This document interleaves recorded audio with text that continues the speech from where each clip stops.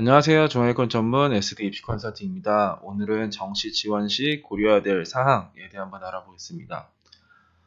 정시는 가군, 나군, 다군 이렇게 하나씩 총 3장밖에 카드가 없어요. 그렇기 때문에 한 장 한 장 한 장을 상당히 이제 소중하게 생각을 하면서 지원을 하셔야 되고, 그 3개 카드에서 뭐 안전한 것도 써야 되고 뭐 상향하는 대학도 써야 되는 거죠. 그래서 일단은 우리가 안전한 대학이든 아니면 상향하는 대학이든 그런 대학을 지원할 때 고려해야 될 요소를 좀 아시면 그런 부분을 체크하셔서 지원하시면 확률을 조금 더 높이실 수 있지 않을까라고 생각이 들어요. 일단은 그 정시 지원할 때 고려해야 될 요소 중에서 가장 큰 게 반영 영역 수예요. 그 반영 영역 수라는 게 뭐 어떤 대학은 국어, 수학, 영어, 탐구, 어떤 대학은 뭐 국어, 수학, 영어, 탐구 중에 3과목 뭐 이런 식으로 반영을 해요. 근데 이제 이게 작년이랑 올해랑 반영 영역 수가 이제 같은 대학이 있고 달라지는 대학이 있어요. 예를 들어서 건대 글로컬 같은 경우에가 2018학년도인가 이제 국수 영탐에 이렇게 해서 뭐 잘한 거 위주로 40, 30, 30 뭐 이렇게 선발했었던 적이 있어요. 그러니까 잘한 순서대로 433, 뭐 이렇게 국어 잘하면 국어 40, 뭐 영어 잘하면 영어 40, 뭐 이런 식으로 반영했었던 적이 있는데, 이게 이제 두 과목 전형으로 이제 50, 뭐 두 과목만 반영하겠다, 3과목에서 두 과목을 반영하겠다 하면은 내가 작년 입시 결과에서 이긴다고 해서 올해 이긴다는 보장이 없어요. 왜냐면 반영 영역수가 줄어들었기 때문에 입시 결과는 높아지는 게 이게 당연한데, 그걸 모르고 내가 작년 입시 결과랑 내 점수랑 비교했을 때 내가 여기를 이겼네 라고 생각을 하시면 안 된다. 반대로 반영 영역수가 증가를 했으면 작년의 입시 결과보다 내 성적이 낮아도 지원하는 것도 괜찮다. 그리고 내가 안전한 대학을 쓸 때는 반영 영역수가 작년이랑 올해랑 같은 대학이 좋겠다. 그러니까 우리가 안전한 대학은 변수가 없어야 돼요. 내가 안전한 대학을 지원할 때 반영 영역수가 뭐 증가하든 아니 감소하든 이런 식으로 변수가 있는 대학보다는 작년이랑 올해랑 거의 동일하게 선발한다. 이 대학을 지원을 하시는 게 안전 대학을 쓸 때는 정말 안전하게 쓸 수 있는 거고, 상향 대학을 쓸 때는 반영 영역수가 증가한 대학에 상향을 하시면 됩니다. 두 번째 고려 대상은 이제 영어예요. 영어 환산 점수가 바뀌는 경우도 있고요. 영어 반영 비율이 바뀌는 경우도 있어요. 그래서 영어 환산 점수가 작년보다 올해 영어 환산 점수가 떨어졌다. 그럼 작년보다 올해 입시 결과는 떨어지겠다. 반대로 작년보다 영어 환산 점수가 이제 높아졌다 하면 올해 입시 결과는 작년보다 높아지겠다. 그래서 영어 환산 점수가 작년에는 뭐 3등급을 90 주는데 이젠 95를 준다. 아니면 작년에 3등급 80점 주는데 이젠 뭐 95를 준다. 만약에 그런 대학이 있다라고 하면은 내가 그 대학의 작년 입시 결과보다 성적이 높아도 떨어질 수가 있어요. 반대로 작년보다 그 영어 환산 점수를 낮게 주는 대학이 있다라고 하면은 내가 작년 입시 결과보다 성적이 낮아도 합격할 가능성이 생기는 거예요. 그리고 영어 반영 비율이 증가를 하면은 통상적으로는 입시 결과가 상승을 하고요.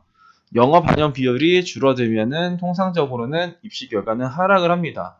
그래서 이 부분도 체크를 하셔야 돼요. 영어 환산 점수가 작년보다 올해랑 높아졌는지, 낮아졌는지, 아니면 동일한지, 아니면 영어 반영 비율이 작년보다 뭐 높아졌는지, 낮아졌는지, 아니면 동일한지, 이것도 파악을 한번 하셔야 돼요. 그리고 나서는 이제 가산점인 부분이 있어요. 가산점 부분은 뭐 일단 뭐 수학에 대한 가산점이 있을 테고 뭐 과학에 대한 가산점 뭐 이런 게 있겠죠. 그러니까 수학의 가산점이 작년보다 이제 높아졌다. 그럼 입시 결과는 상승하겠다. 가산점이 작년보다 낮아졌다. 그러면 입시 결과는 하락하겠다. 되게 쉬운 거죠. 과탐의 가산점이 높아졌다. 입시 결과는 올라가겠다. 과탐의 가산점이 낮아졌다. 그러면 입시 결과는 하락하겠다. 이거를 생각하시면 되고요. 이 반영 영역수에서는 이제 탐구 과목 수도 포함해요. 탐구 과목 수. 탐구 과목 수가 평균에서 하나로 줄어들었냐, 하나에서 2개로 늘어났냐, 이것도 고려를 이때 같이 하셔야 되고요. 지원 자격이라는 거는 그런 거예요. 뭐 작년에는 뭐 사탐, 과탐 다 지원했는데 이제는 사탐만 지원 가능해. 아니면 작년에는 사탐만 지원 가능했는데 이제는 사탐, 과탐이 다 지원 가능해. 뭐 이런 대학이 있을 수도 있잖아요. 그러니까 이렇게 뭔가가 뭐라고 해야 될까? 여튼 지원할 수 있는 그런 부류가 줄어들면 입시 결과는 이제 하락을 하고요.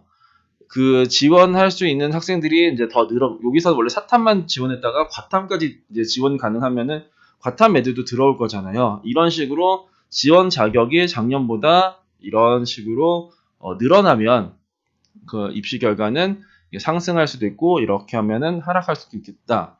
그리고 반영 영역수는 똑같아요. 작년에 국수, 영, 탐 중 3개, 3과목을 반영하겠다.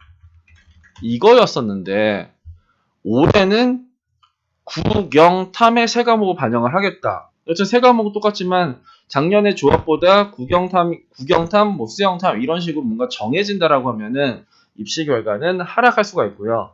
반대로 국영탐, 수영탐 여튼간에 뭔가를 이제 수영 필수의 국탐 태계, 뭐 국영 필수의 수탐 태계 이렇게 뽑았다가 국수영탐에 랜덤적으로 3개를 뽑아라. 이제 이렇게 하면은 입시 결과는 상승할 수도 있다라는 겁니다. 그리고 마지막으로는 이제 학과의 순위예요. 작년이랑 올해랑 바뀐 게 하나도 없어요. 그런데 학과의 순위가 예를 들어서 뭐 어떻게 해볼까? 뭐 학과가 있고 입시 결과가 있다라고 하면은 여기 뭐 심리학과가 87, 뭐 국어 국문학과가 85, 불어 불문이 88, 그리고 또 뭐가 있을까?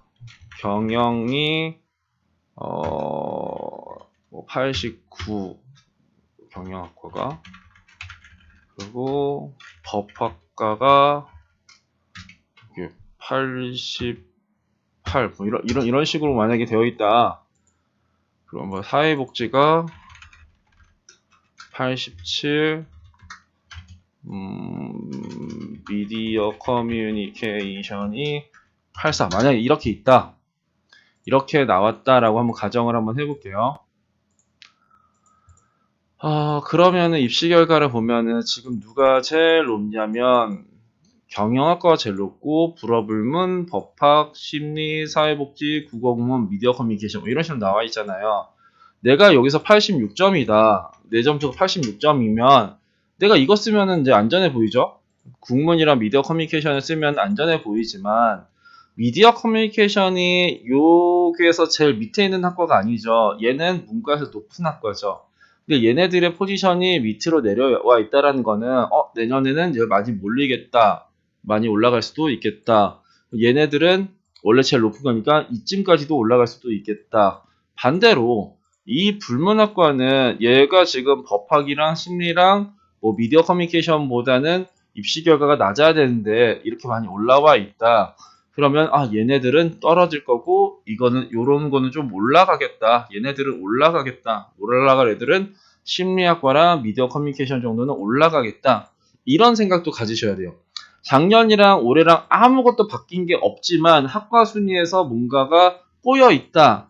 그렇게 했을 때 내가 요런 거를 이제 잡으셔도 뭔가 큰일 날 가능성이 상당히 생기는 거예요. 그래서 정시 지원할 때 고려해야 될 상황은 작년이랑 올해랑 반영 영역수가 달라졌냐, 그 영어 환산 점수가 달라졌냐, 영어 반영 비율이 달라졌냐, 가산점이 달라졌냐, 지원 자격이 어떻게 조금 더 작년보다 유연해졌냐, 아니 빡빡해졌냐, 학과 순위는 괜찮은 거냐, 이제 이렇게까지 고려를 하시면 그래도 이제 실수를 좀 줄일 수 있지 않을까 싶습니다.